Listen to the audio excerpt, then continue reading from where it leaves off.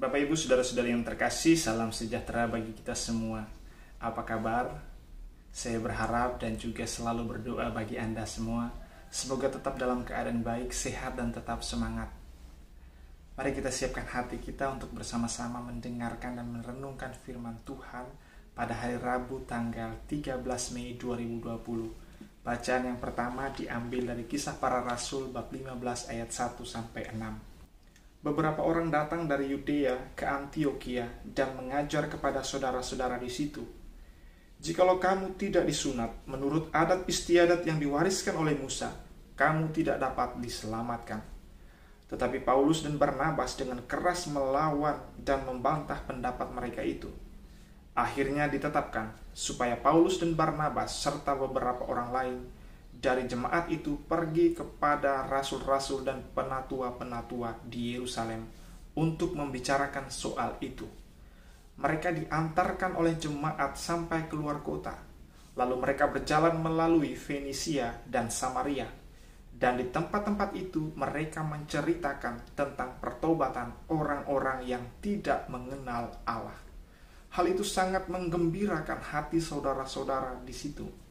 Setiba di Yerusalem, mereka disambut oleh jemaat dan oleh rasul-rasul dan penatua-penatua.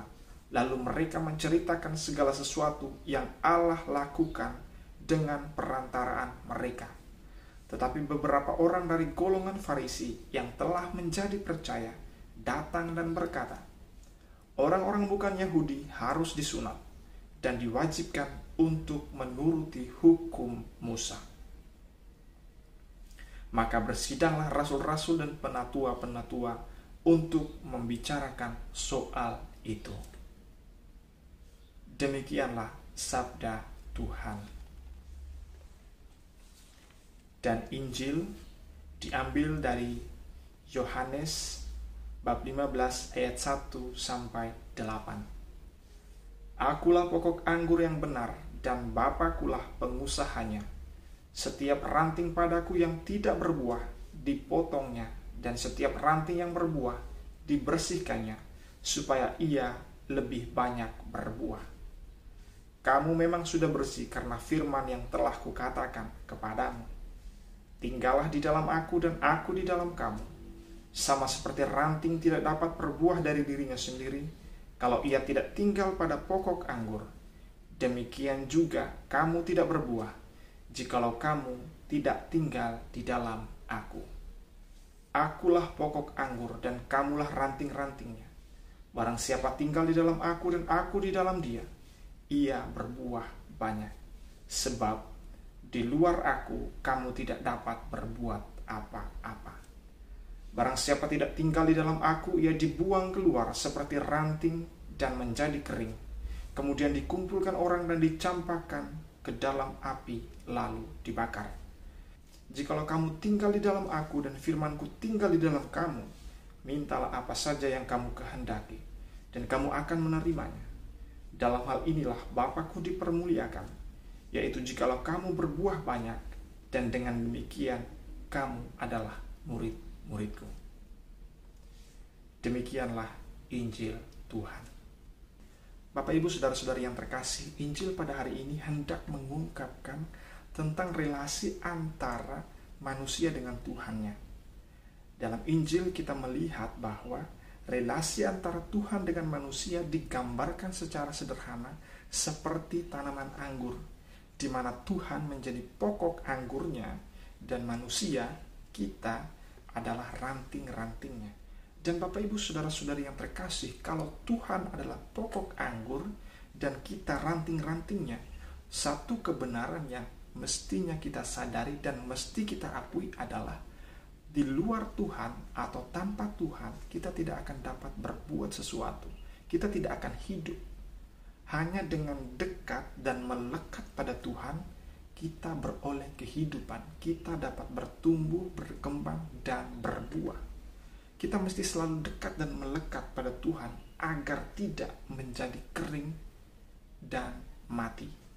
Sebagaimana pokok anggur yang selalu mengalirkan nutrisi-nutrisi, zat-zat yang baik dari tanah untuk pertumbuhan ranting dan juga untuk proses pembentukan buah pada ranting, demikian jugalah Tuhan akan selalu mengalirkan nutrisi-nutrisi, zat-zat yang diperlukan oleh kita untuk dapat hidup, bertumbuh, berkembang, dan berbuah. Nutrisi-nutrisi, zat-zat itu kita terima dari Tuhan dalam dan melalui firman Tuhan yang kita dengarkan, yang kita baca, yang kita renungkan, juga melalui ekaristi, melalui komuni kudus yang kita terima setiap kali kita mengikuti perayaan ekaristi. Itulah nutrisi-nutrisi, zat-zat yang kita butuhkan, yang kita perlukan untuk perkembangan hidup kita, hidup iman kita, hidup rohani kita, sehingga dari sana kita bertumbuh, berkembang, dan membuahkan hasil yang baik bagi diri kita dan juga bagi orang-orang yang ada di sekitar kita.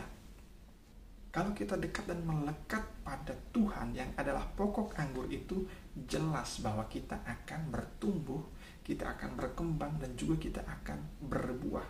Dan tentu buah yang diharapkan dari kita adalah buah yang positif, buah yang manis, dan mestinya manis, harusnya manis. Kalau kita dihidupkan oleh firman Tuhan dan oleh ekaristi, juga melalui sakramen-sakramen yang kita terima dari gereja, mestinya apa yang keluar dari hati kita, apa yang keluar dari dalam diri kita adalah sesuatu yang baik, adalah sesuatu yang positif. Tetapi kalau kemudian setelah kita mendengarkan firman Tuhan, merenungkannya, kemudian menerima komuni kudus, menerima berbagai sakramen dari gereja, tetapi kita kemudian masih tetap melakukan hal-hal yang bertentangan, yang berlawanan dengan apa yang dikehendaki oleh Tuhan, maka artinya kita belum sungguh-sungguh dekat, belum sungguh-sungguh melekat pada Tuhan. Kita masih jauh dari Tuhan.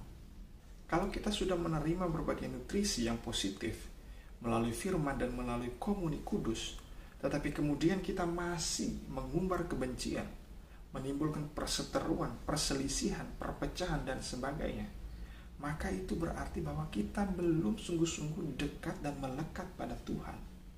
Sabda dan ekaristi atau komuni kudus yang kita terima mestinya membersihkan dan menjauhkan kita dari segala kecenderungan-kecenderungan negatif, kecenderungan-kecenderungan yang tidak baik.